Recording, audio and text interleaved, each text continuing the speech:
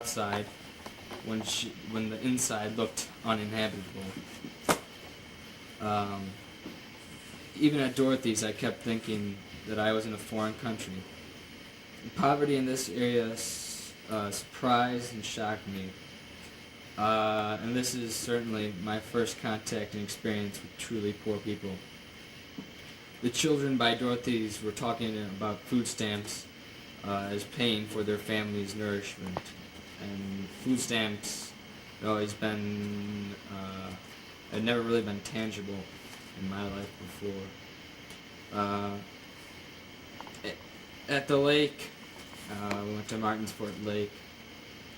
Poverty and reality disappeared, and I was in a gorgeous vacation setting. The blue water and white sands filled up a valley, and the amazing green trees came straight down to the water. A man-made creation. It just amazed me and looked as though God had created it. Played a nice and challenging game of frisbee with the guys, and camaraderie and getting to know each other.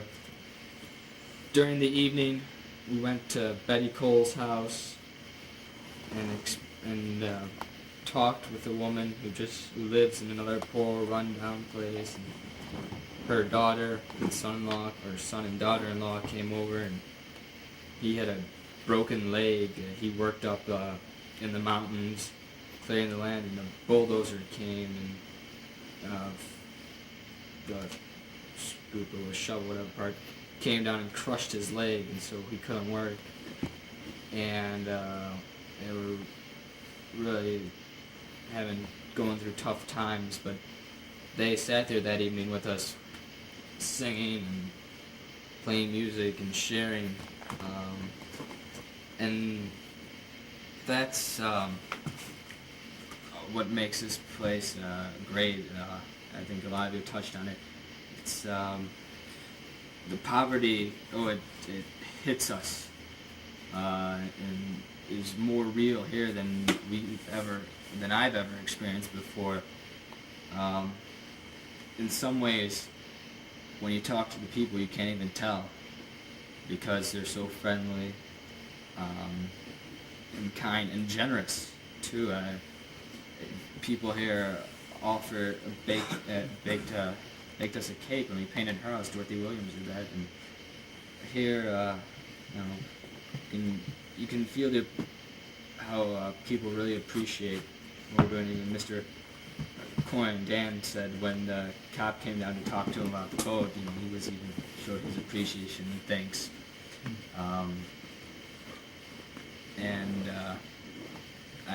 I'm really happy that I had the chance to come back here and to experience the lifestyle and the community.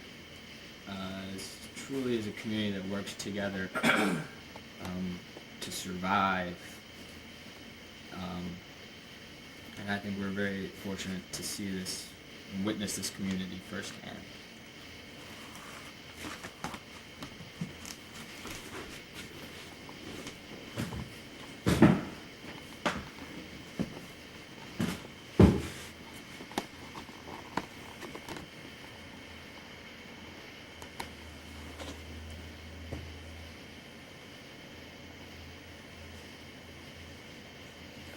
Alright, I think pretty much all of us have somewhat in this first few days experienced the overwhelming feeling of what it's like to actually give something back and know that what we're doing here, no matter how small it is, just every nail we hammer in is really helping out somebody's life and really making it better. As great as that feeling is, I think that there's something that we all might be receiving that we're not all quite aware of, which is that in giving to these people, we're receiving something that is truly greater than any type of material goods. These people open us up into their community and kind of let us in to see another part of life. And it allows us to look back on what we have and realize how truly blessed we are, how there are so many more important things in life than just going to school, getting a good job, getting money and raising a family. There's so much more to life, like having a good community, living, friends, and love, and God especially. And that I think that what I personally have received here so far is that in going home, I'll know that there's so much that I have that I feel like I almost don't even deserve in a way. Like these people here deserve so much more, yet they don't even need it. They don't take it because they have all they can ever need in life, which is a strong faith and a strong family to live in. And even though we'll be going home with that, we'll also be able to come back as a community ourselves. And I barely even knew any of you. Most of you, I didn't even know your names before I came here. When going back, we're all going to have this experience that will bond us together for life, I think. That even after we leave Harlan here, it will always still be a part of us. That we'll be able to carry it on for the rest of our life. And I think that's a really dear gift that they've given to us. So.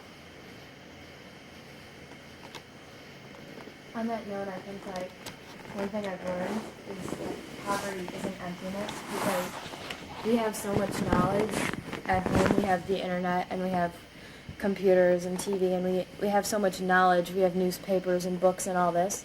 But somehow it seems that we're very empty of ourselves and each other. Like we don't always spend the time to just take a risk and be friends with someone who, like, you wouldn't think, like whatever the borders may be. And I haven't met any of the people who live here, but I know on this trip I've gotten to know a lot of people who I didn't know them before. I knew what sports they were in or whatever, but that's not really knowing a person. So I just think it's really cool, and that we're like coming together and taking the time to think about what we're doing.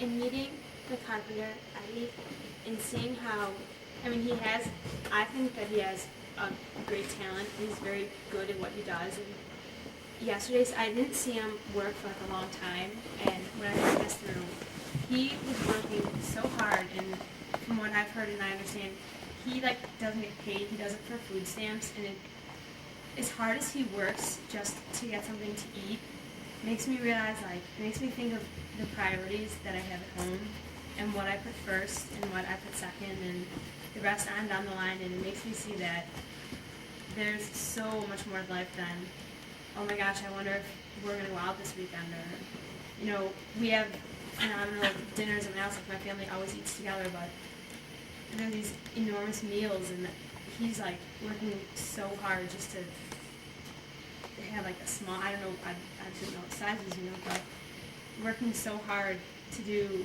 I don't know if he has a family, but that is something, if he were my father, I'd be so proud of him, just to work as hard as he does and do what he does. And I just think that it makes me realize that I need to kind of step back and look at my life and what I put first and what I put second, and take this experience into play and kind of rearrange it and make me feel better spiritually inside. I've realized that I've taken so much for granted. I have so much, and I don't even realize it. In talking with William and everything, how he was staying here with his mother until she died and everything. I don't know. Sometimes I'll get mad if my mom wants me to stay home and I just spend time whatever, go out to dinner with her. When I can go out with my friends, and it makes me realize the petty things that I do and say, I don't know how I'm always upset that I don't even know, I'll get mad at a friend for the stupidest reason, and when it's so easy to forgive, and I can't.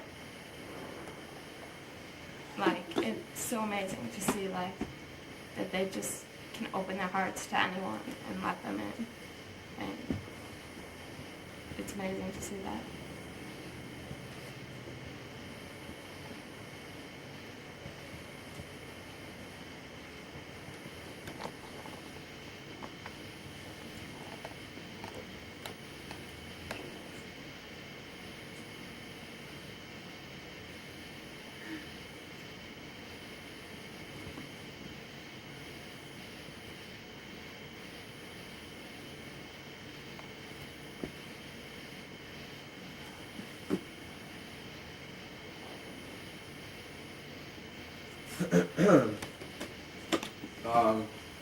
Before I get started, I'd like to compliment you because as far as this group that we have, this trip, you guys are really easy to work with, easy to talk to, pretty laid back. You know, we as the leaders don't have to yell, run around looking for you.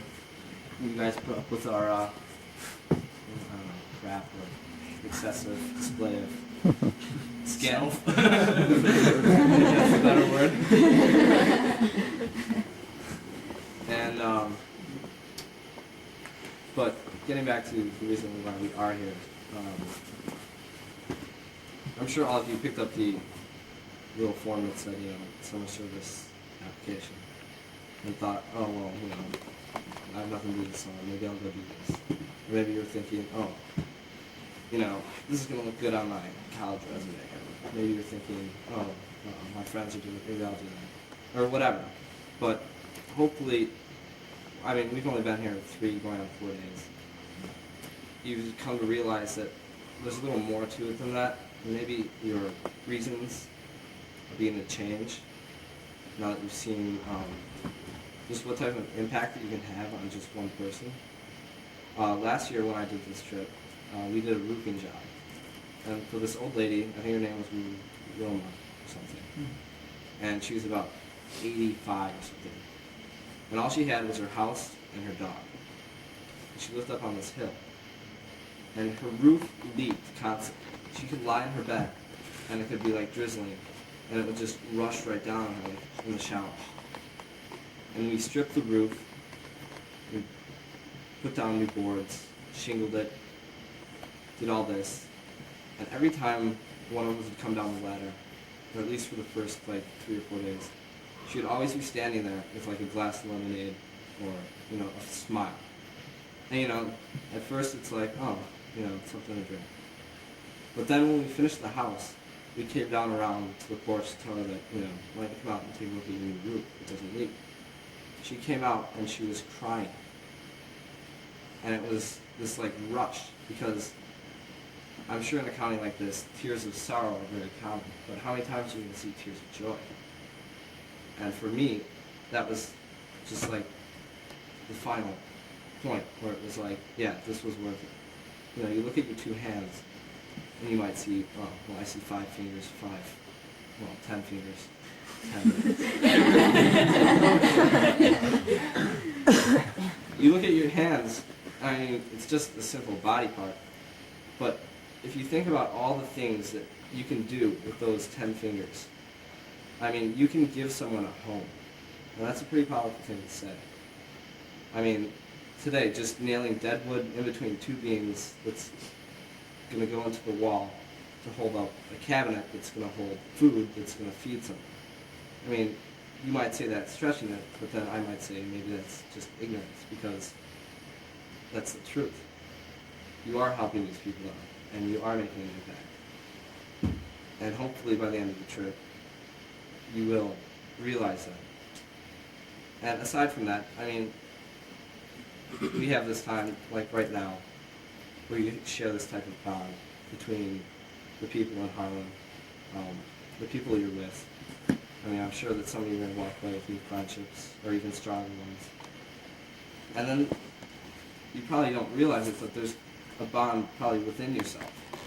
A lot of you have had these little epiphanies or realizations, where it's, oh hey, back in Wilmette, Lake Forest, Glenview, something as simple as the shirt on my back is an expression of myself. It's a statement, whatever. But here, that shirt on the back is the thing that's going to keep them warm through the night.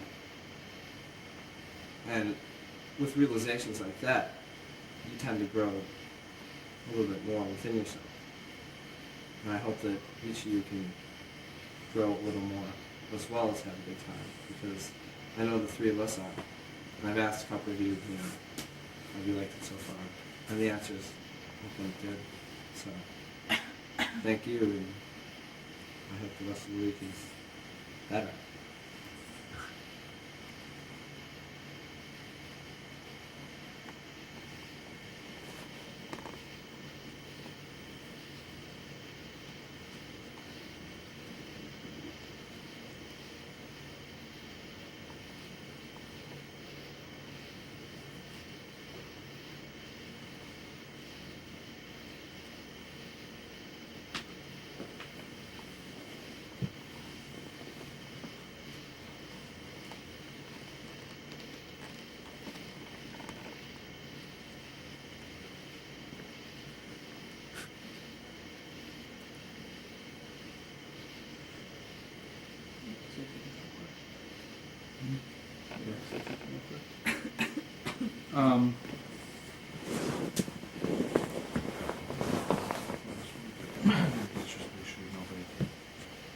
Oh, this is not a sort of.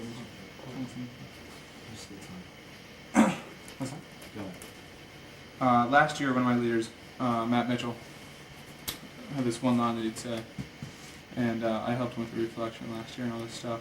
But he said, friendships are the foundation of life. And, well, I don't know if Colin remembers it, but it was about, before school started freshman year. I moved out about a week before school started, so I didn't know anyone. And Welcome day. freshman welcome day. And we're playing basketball, playing ball in the gym. I go up to these two guys, whatever, and one of them happens to be Colin.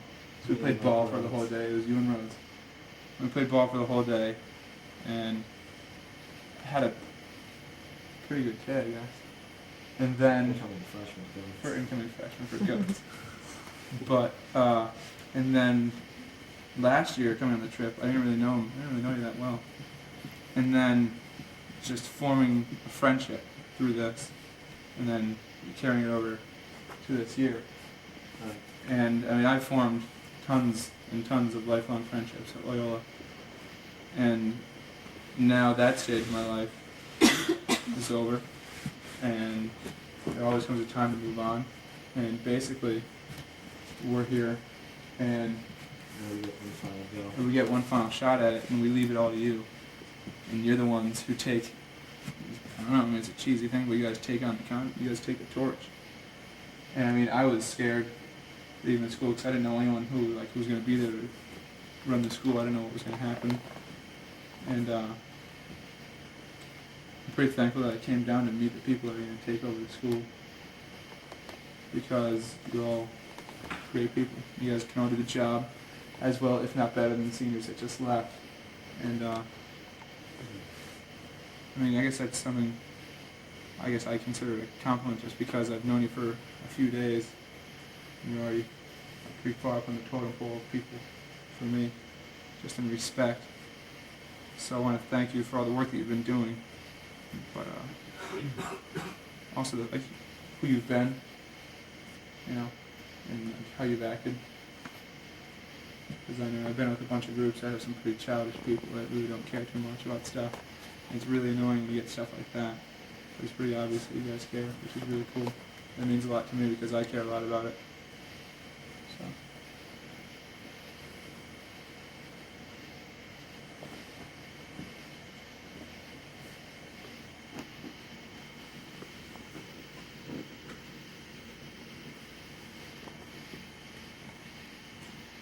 I think not only is this a friendship experience, I've gained so many friends here. I mean, I knew a lot of people, but they're basically just acquaintances, just people you say hi to in the hallways. Like, sometimes you see them on the weekends and just, talk with them for a few minutes, but that was it. You never really knew each other. But this is definitely also, an inner experience, also, bonding with yourself. I know I've had a lot of time to think here and just like reflect on everything I've seen and done, and like reflect on the people that live here, the people I'm with, and it just like made me a stronger person. Not that I can mature in like 4 days, Kobe, but I definitely think that I have in one way or another. Just grew stronger in like maturity and intelligence just by what I've seen and done. And I'm sure a lot of you feel the same way.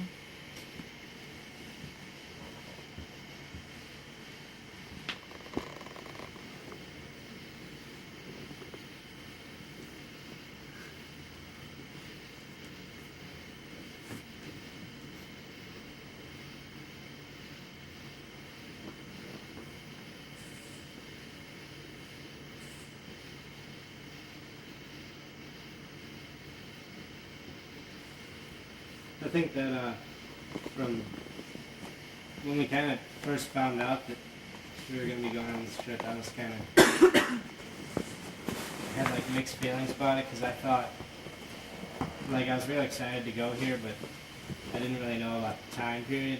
Like the week before school started, I didn't know if I'd want to kind of settle down and get in school mode. But I think that coming on here, like at this time in the summer, has been really great because it kind of is a perfect ending to my summer. It kind of, you know, being able to help other people and make some friends to, you know, start off the new year. Kind of just go into school with an attitude where I can take what I've learned from here. You know, I've kind of felt like what I have is just, I'm really thankful for because these people, like from all the poverty I've experienced in my life, this is like a different kind of poverty. It's like these people know that they have nothing and they kind of think ahead of that. They're not like dwelling on what little they have. They're thinking about, you know, this is what I have, so I'm gonna make the best of it, you know, put a smile on my face and work hard and just keep food on the table. So I think that it's kind of a perfect ending to the summer and a nice beginning of the school year.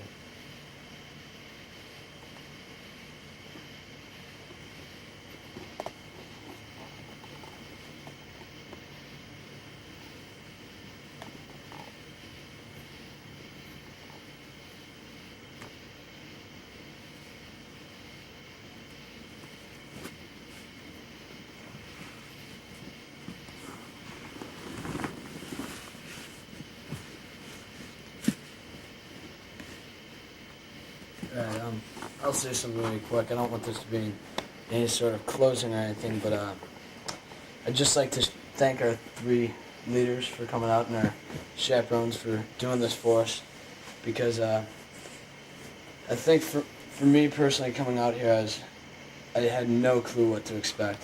I was actually rather scared of coming out here, you know, not knowing what to do, and I think you guys made it really easy and kind of showed us a way of how to do the things around here and how to get the most out of it. And you threw this little reflection together for us, which I think is really setting us straight on how to finish up the week, how to appreciate what we've already done. And as much as you guys came back here to do this for yourself and for Harlan, I think you're doing a lot for us as well. And I know we all appreciate it. So just want to say thanks. Yeah, I think it's taught me a lot to see, like especially Luke, like got on the water with him for the past year. And, like you see the kid, I mean, I hate to toot his own horn, but like he's just a badass on the water, and then he comes here, and like the kid just hates the enemy and comes here and like you help everyone else and you come back at night and you can just appreciate, and it's a great example to see that like even someone so that you just think is like an animal can come back and just appreciate everything he has. And, no, I mean it really is, it's a great example to show us.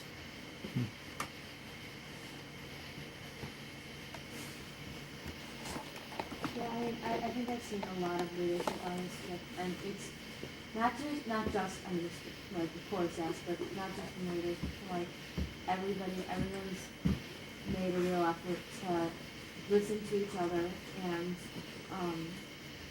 working really hard. And it's been cool for me to see people who I've known before this trip, just a different side of Riverside that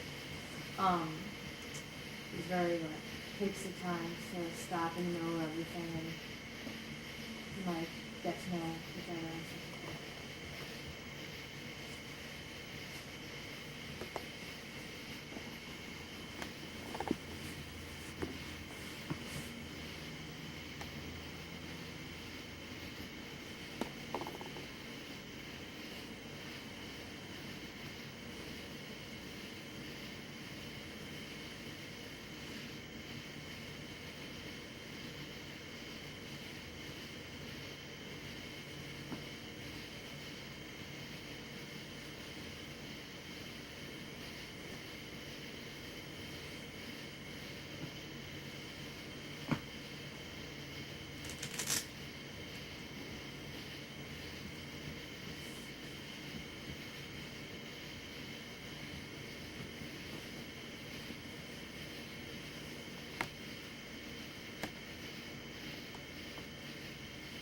Okay, one thing that really hit me is Ryan commented that they smiled. It made me wonder, wow, because they have, as we see it, they have nothing, but I guess they really have something. They have faith in God. I guess that's what keeps them alive spiritually. And I guess us coming here, I guess it's a sign to them that God is helping them, their prayers are being answered, something like that, and that they just live with the essential, the things that in life that are essential: food, family, friendships, love. So I guess that's what really matters. And us coming really shows them that there is hope. I think that quote, friendship, what was it? Friendship is the basis of life. Foundation. Foundation of life. It's really true, because I know if something were to happen to me and I were to forced to move down here, live like these people, I would never make it if it weren't for them. They support each other, they put up with each other, they help each other. We help them, and our helping them, we make friends with them, they make friends with each other, and we make friends with each other. I mean, I came here not knowing, I knew like 3 of you, and some of you I saw in the hall. I don't think any people I actually talk to on a continuous basis. And now I know almost all of you.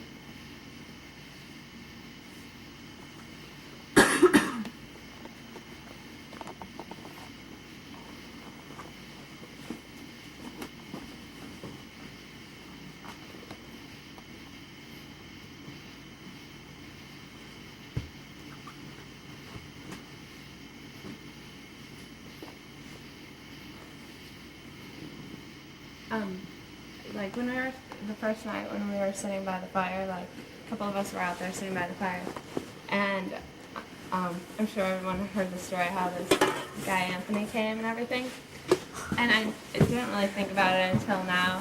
Like, he said something about how God was going to send him down angels, and he asked us if we were them, and it kind of made me think about it, like, they're angels for us because they're showing us like a different way, like a new light of seeing things and seeing a totally different perspective on things and giving us like a whole new outlook and like how we think and I don't know, just like our actions and I don't know, it didn't really hit me until now. So I don't know, maybe if they see us as angels, like, it's, like, I don't know, I see them as an angel to me. Like, they're showing me, they're giving me something that is, like, amazing and, like, I can never give back to them as much as they've given me. remember when I came down, I thought I had everything. That I had everything going for me. You know, parents, brother, sister, house. You know, that whole life thing. Going to Loyola, whatever. And then I came down here, and these people, it's like they have something, you know, and you want it. And it's those smiles, you know. They just have this thing inside of them, like this inner drive and this love and this passion